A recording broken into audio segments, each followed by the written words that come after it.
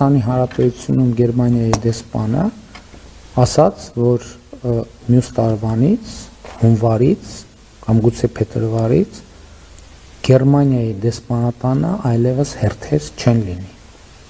Ընդ որում մենք արդեն բավականին երկար ժամանակ աշխատում ենք Եվրամիության մեր գործընկերների հետ, ասելով, որ մարդիկ մեզ չեն հասկանում, որովհետև ասում են լուրերով նայում ենք, որ Եվրամիության հետ հարաբերությունները կարգավորվել են, իսկ միայն